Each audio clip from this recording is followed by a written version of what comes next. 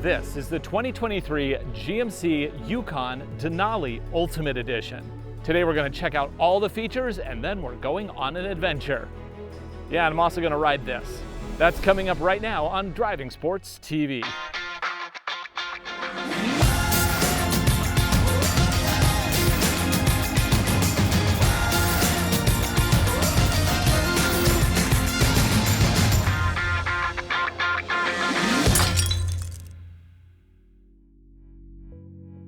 Here in America, we're not lacking in options for large and luxurious full-size SUVs. The Cadillac Escalade, Lincoln Navigator, and even the Chevy Tahoe have a lot to offer buyers.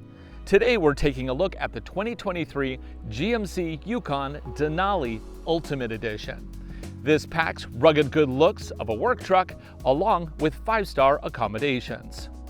Our test vehicle came with the largest of 3 engine options. A 6.2-liter V8 packing 420 horsepower and 460 pound-feet of torque. This is connected to a standard 10-speed automatic transmission with a dual-range transfer case and 4-wheel drive with an electronic LSD. Suspension is GMC's Air Ride setup with magnetic ride control shocks. Standard wheels on this trim are these massive 22-inch machined alloys. They look amazing, and they are wrapped in Bridgestone Alenzas in a 275/50 R22 fitment. Now these are of course all-season radials, so they are not built for the rigors of off-road. Also, we don't have a lot of sidewalls because the wheel is so big, so we're gonna have to be careful today. Thanks to the Air Ride suspension, ground clearance goes from 8 inches all the way up to 10. Price as you see it here with the optional Super Cruise system and upgraded titanium rush metallic paint, $97,745 US including destination. In the back you get a ton of space because of course that is the point of these full-size SUVs. The Yukon boasts 25.5 cubic inches behind the third row, 72.6 cubic inches behind the second row, and up to 122.9 cubic inches with all the seats folded flat. This also comes standard with power retracting seats, which is cool. It also has an AC power socket. Under the floor, just some tools. The spare is located underneath. Towing capacity of this trim is 8,000 pounds. Now let's check out the inside. And time to check out the second row. Fold that down, pop that up. In we go. Oh, come on. Right, so I am 6'1", legs torso proportionate, and I fit great back here actually. It's kind of surprising. There's a nice cutout for my head so I'm not rubbing. I get a vent, I get a light, I get a cup holder, I get a USB-C power socket, and I actually have extra leg room. Now keep in mind this is not slid all the way back. Okay, now if we have maximum leg room in the second row, I still fit. That is amazing. Nicely done. So if I needed to do a distance trip back here, I really wouldn't mind it. Now, I won't want to sit back here the whole time, but 20, 30 minutes would be no problem. Okay, let's move on up to the second row. In the second row here, we have very comfortable captain's chairs. I can put the arm away if I don't want it. It's just really a nice place to be. The big panorama sunroof letting in all the light. I got real wood over here, just spectacular leather, and lots of room for my legs. I can even slide, oop, not that one. I can move the seat forward and back. This is all the way back. Maybe not. Okay, where we go, like that. Okay. Now, we don't get a center console down here because this center console slides back. That lets this stay out of the way when you don't need it, and it becomes super convenient when you do. Now down here I have, of course, cup holders. I also have air control with heat and fan, plus 3 stages of seat warmers, HDMI and USB-C. Below that I have an AC socket. Now you will notice that this vehicle is equipped with backseat entertainment, and this is a very cool system. I can pick between Hulu, YouTube, and YouTube Kids, as well as HDMI inputs. Select the item, and it pops me to the web page. It's using the built-in LTE that the vehicle already has. Now, once in here, I can look for my favorite show. And then I can use it like a touchscreen like I normally would. Now, what's the difference between this and just holding an iPad? Well, the thing nice about this is there's no connection fussiness. You basically just hit a button and you're good to go, so long as you have internet access. Oh look, I'm sitting in the second row in this review too. And that's another GMC Yukon. Really convenient there. And if nobody else wants to listen to what you're watching, of course, it comes with GMC branded earphones. Nice. So that's the second row. I really like it. Now let's check out the front row.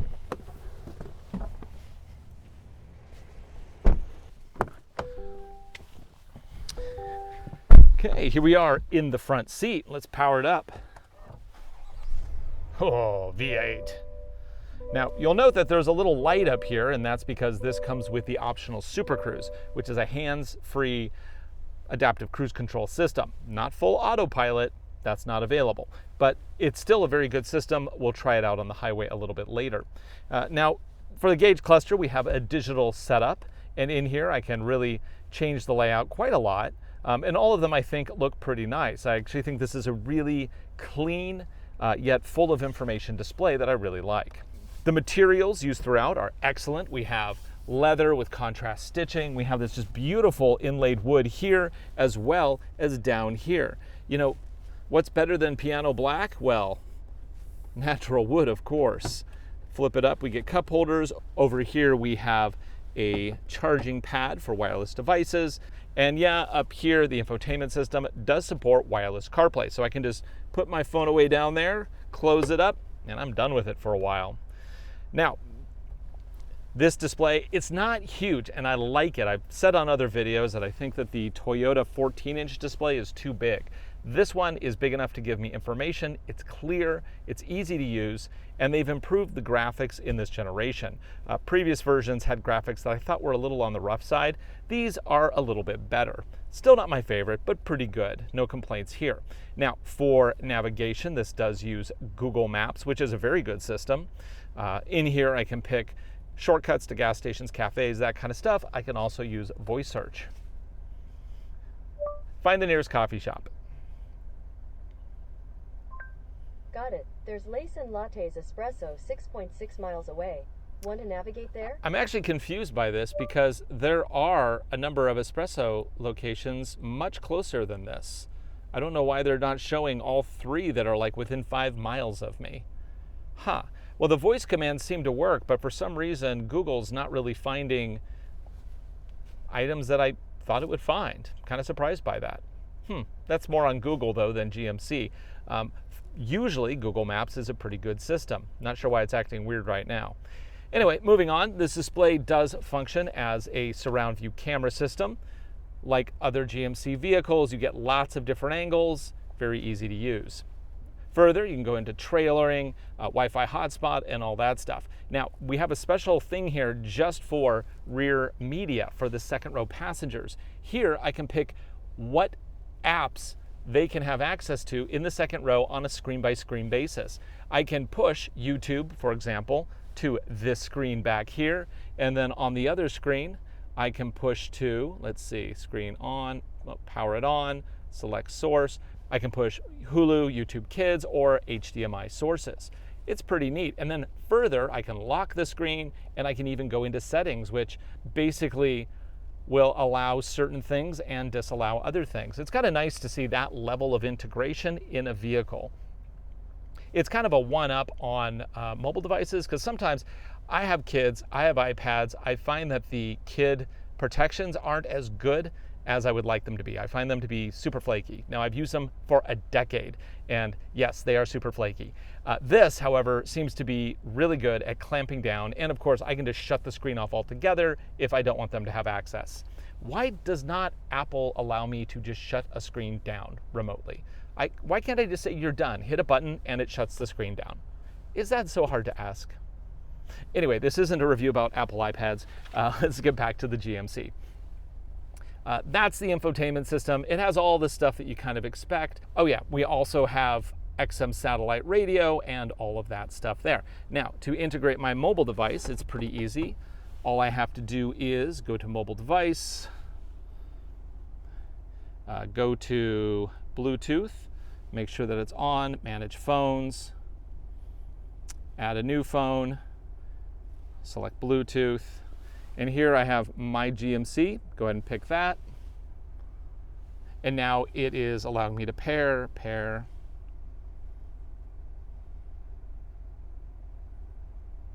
allow,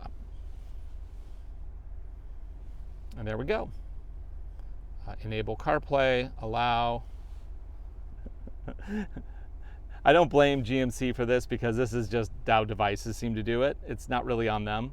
Okay, there we go. Now we have Apple CarPlay, where we can pick our music, we can use navigation, and of course we can also use apps. It's a very nice looking display, very easy to use, really great. Now, best thing about the display, you don't always have to use it because, yeah, we have down below here dual zone climate control. I can control that right here with actual buttons. Beneath that, I have seat warmers, seat coolers, and these are also massage seats. Hit a button over on the side, and I get a special command thing here to be able to manage massage, and it's a pretty nice massage setup. The weird thing about this is this looks like it's touchscreen, right? No. For some reason, you cannot use massage touchscreen. I mean, the information's right there, guys. Why can't I just hit a button there? Is it really less distracting to try to figure out what up, down, left, and right are doing here with my left hand while I'm driving? No, just let me go boom, like that. It's not that hard. So that's not great. Other things I don't particularly care for, this PRND control. Park, reverse, you pull, drive, you pull, neutral, you push. And then you can do manual shifting with the L mode down here. I don't like that. Up above here, we have lots of other buttons. The things that you need to worry about are there's a controller here to be able to bring, oh, that's the screen. Too many buttons. There is a button up here to push the console back. When it's extended all the way to the back, it makes it easier for the second row to reach. And also reveals an extra storage space. Right now, however, it's just me, so I'm going to go ahead and slide this back up. So I have a handy armrest. It also has a spot to stick my mobile device, although this is not a charging pad. The charging pad is down there. Okay, what else do we have to cover? Oh yeah, there's various drive modes. You can select them down here. Off-road, sport, normal, and tow. We have hill descent control. 360 cameras, I can hit them with a button right here. This is a shortcut. Lane detection, parking sonars. I get a heads-up display. Of course I do, because this thing kind of has everything. Hit a button right there. Really nice big display right there. And here you can also control the air suspension, and that can take you from 8 inches of ground clearance all the way up to 10, which is great for off-road. However, not going to do much off-roading with 22-inch wheels wrapped in all-season radials. Not really the setup for it. Anyway, I think that's enough of the interior. It's time to take this for a drive.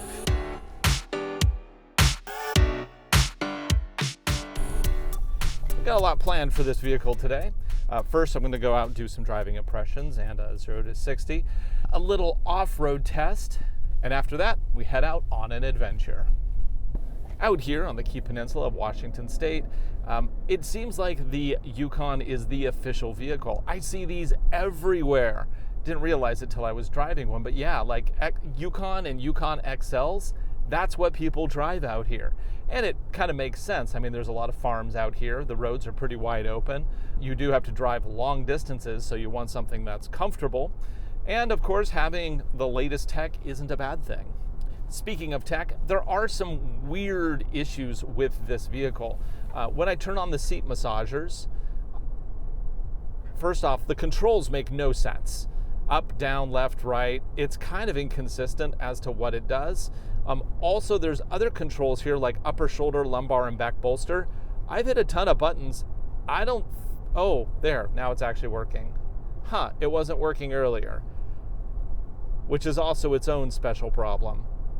Further, this is not a touchscreen. It looks like it, and it tells me it's not a touchscreen. Why don't you just make this a touchscreen? The inconsistencies are frustrating. Also, if I have Apple CarPlay up, like I have right here, and if I turn on the massage unit, when I exit it, it just bumps me out to the main menu. Who wants that? Nobody wants that. You want to go to where you last were. It doesn't do it. So it just kind of feels like, though this system has a lot of great features, it's still just a little undercooked. So I think they need to get in there, refine that a little bit, and then it'll be a good system. In terms of comfort, yeah, this is a pretty comfortable vehicle, at least right now. We are going to go on a little bit longer of an adventure later, so I can kind of feel what it's like to sit in this thing for a couple hours at a time. But right now, we're going to do a 0 to 60. And we did this recently with the GMC Sierra, and I expect this to be close to the same 6-second 0 to 60 time. This vehicle is optioned a little bit different than the Sierra. This has the special air suspension for one. Let's go ahead and stop this. I'm going to put it into sport mode, and I'm just going to mash the throttle and see what that big V8 can do. 3, 2, 1, go. And there it hits. 30, 40, 50, and 60. 0 to 60 in 6.32 seconds. Daily driving this thing, it is a beast of a vehicle. It's so big. But out here, kind of in the country, it fits in. You know, this is why so many people drive these out here. They're big, they're comfortable. In terms of suspension tuning, I do find it a little springy. It seems like it just bounces a lot, which is surprising because this has the air suspension with the special magneto-responsive shocks. This should provide a better riding experience than it does.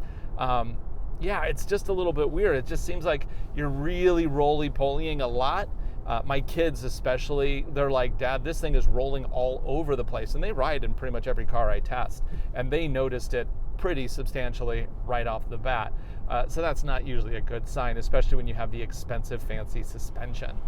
But in terms of power delivery and just driving, and heck, even visibility is pretty good. And areas where you can't see very well, you of course have blind spot monitoring, and then you also have collision mitigation, adaptive cruise control. Oh, in fact, the adaptive cruise control here is Super Cruise, which is the hands-off adaptive cruise system. That means that I can actually set my speed to the vehicle in front of me, take my hands off the wheel altogether, and it will just drive the vehicle. I can hit the little flicker to turn signal, and it will actually change lanes as well. But of course, it only works on geo-fenced highways. Got to keep that in mind. That is most major highways. So this is a kind of a bumpy country road. And yeah, I'm feeling a little side to side, a little toss. I feel like this, even in sport mode, the suspension, it's just not very firm. Now granted, this is a lot of vehicle to be hefting around these corners, but I feel like it has more roll and more bounce than I really think it should have in a sport setting, especially with the fancy magnetic responsive shocks. There's no paddle shifters here, so you know, it's you have what you get. I could put it into L up here and then shift through the gears by hitting these buttons, but that's kind of annoying. That's really only if you're towing and you need to lock it into a specific gear because of, you know, either climbing or going down a hill and you want to use compression braking. Let's go ahead and put that back into drive. Floor it. Oh yeah. I mean, the power really compensates for the size of this vehicle. It has no problem getting up and going. Regarding the four-wheel drive system, we have several settings. There's a 4-high, 4-low, two-wheel drive, and then an auto. And the auto does engage the transfer case, but it allows for more efficient driving and not the need to decide if you want to be a two-wheel drive or four-wheel drive. It kind of does all the magic for you. However, if you're just tooling around, you want the best economy out of this thirsty V8, then you can just switch into a 2-high. Also, if you're towing, you might just want to put it in 2-high as well.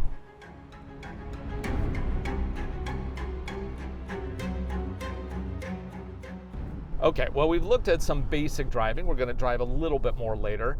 Now it's time to see if this suspension does better off-road. Now, because this has 22-inch, very fancy, very expensive wheels, and it has all-season radials, we're not going to do a hard challenge, but we are going to take it on the Chicken Run Easy course because that is safe for this vehicle to go on. We'll test a couple features out. We'll see how the air suspension works and also how well it can distribute power around the system. I'm going to go ahead and switch the drive mode into off-road. See what that does. Raises up the suspension immediately, which is nice. Now we're not at maximum height. We're one notch away from maximum, but that should be sufficient for what we're doing. I'm going to go ahead and put it into drive. And we're in auto four-wheel drive, which I think will work fine. I'm going to turn on the front camera. I'm going to go ahead and go here, make sure the chickens get out of the way. Now this course is an easy course. It has no rocks, which is important when you're dealing with large wheels, large expensive wheels with fairly small sidewalls. You don't want to be grinding and pinching things. But we do have some ditches, which will kind of shift traction around in a couple spots. This would be kind of what you would find on maybe a forest road or, possibly a road where you're going up to a cabin or something like that. So at this point, I'm going to be taking traction off of one wheel there, I think. Oh. No, articulation keeps the wheel down. Actually, that turning radius is excellent for the size of this vehicle. Now I have to keep between the two flag posts here because that's our maximum width. There we go. Right, now you can option various Denali trims with an auto-locking rear differential. This one does not have that. It does have a limited slip, but it's not a locker.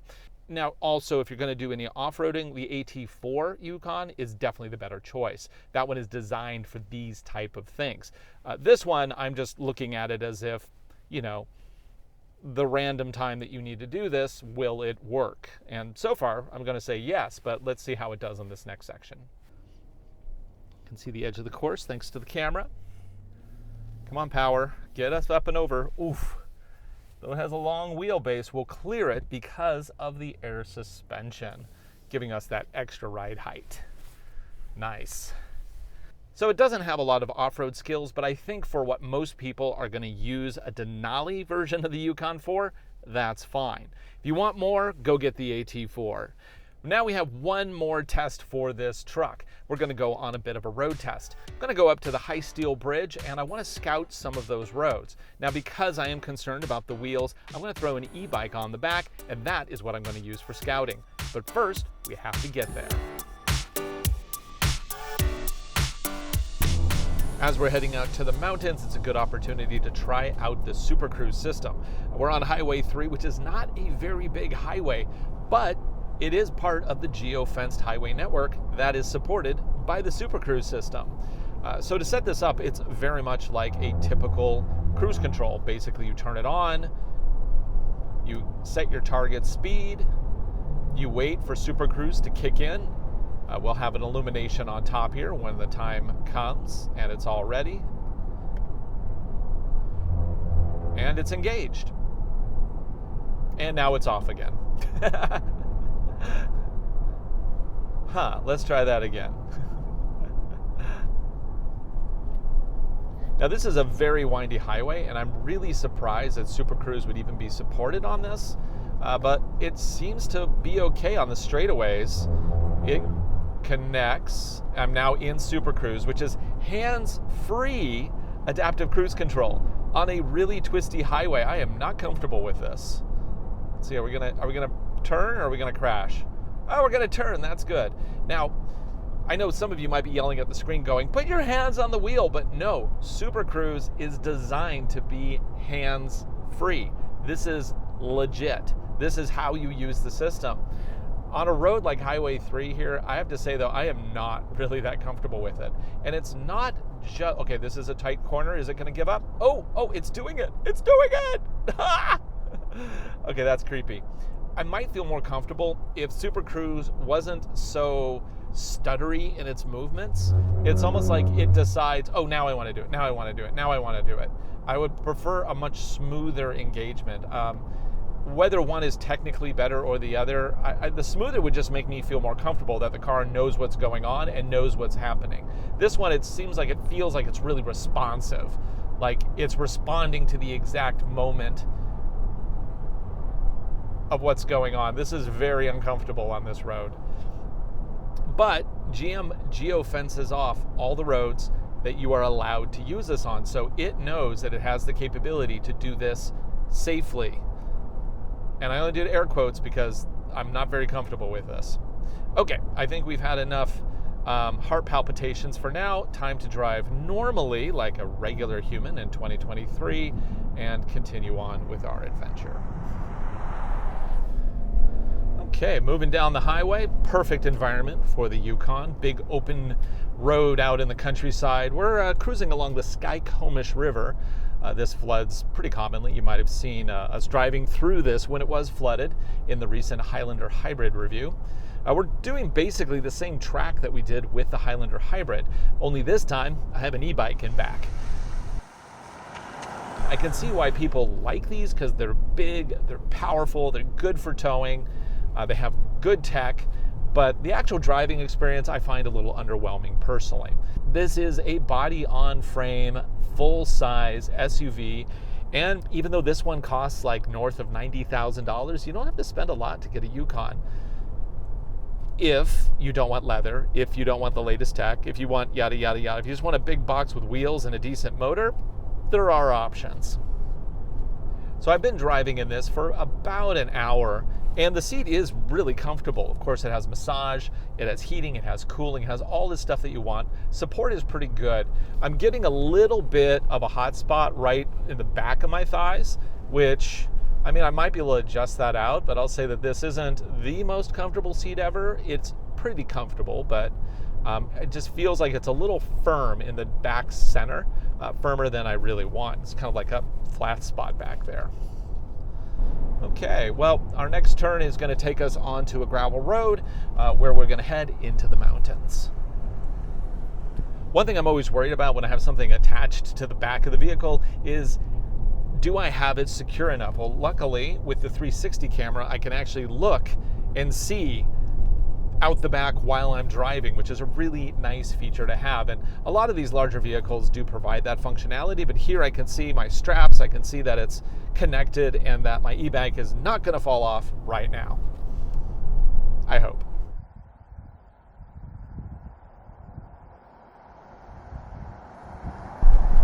Now that we're off the pavement and we're on a logging road here in the Olympic Mountains, things are a little bit rougher, but you know, it's still a road. It's not going to be hard. You know, the run out to High Steel Bridge could be done in a car just as easily as it can be done in this Denali. But the one thing I will say is that the air suspension is soaking up these bumps pretty good. So not great in the corners, but pretty good on rough roads.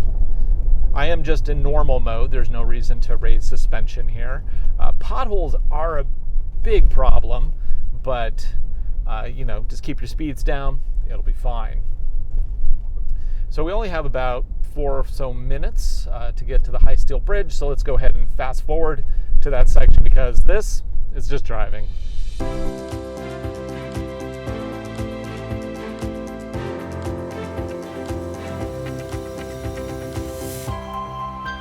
And this is actually a really easy drive. You could easily do this in any car. You just need to maintain a speed that's appropriate for the size of wheel that you have to make sure that you don't get a puncture on one of these many potholes that are between me and the bridge.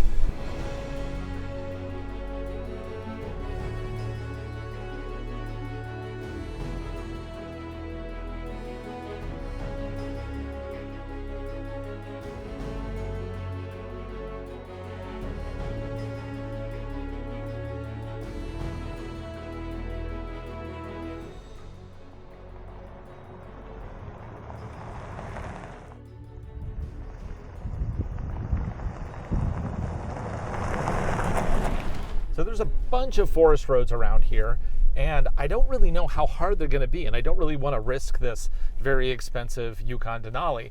So what I'm going to do is park right here, and I'm going to go deploy the e-bike to check out some of these roads. This is a 2023 Ariel Rider Grizzly. This is a 52-volt all-wheel drive e-bike. It has a hub motor in the front and in the back. And with the flick of a switch, I can pick between front, rear, or both wheels getting power. Now with the 2 batteries that come standard on this model, you get up to 75 miles of range, depending on how you're riding, of course. This is what is called a Class 2 e-bike. That means it is limited to 20 miles an hour. Of course, you can also put in a special code and you can go much faster, which I have already done. Okay, well, let's get this thing unloaded and let's start riding.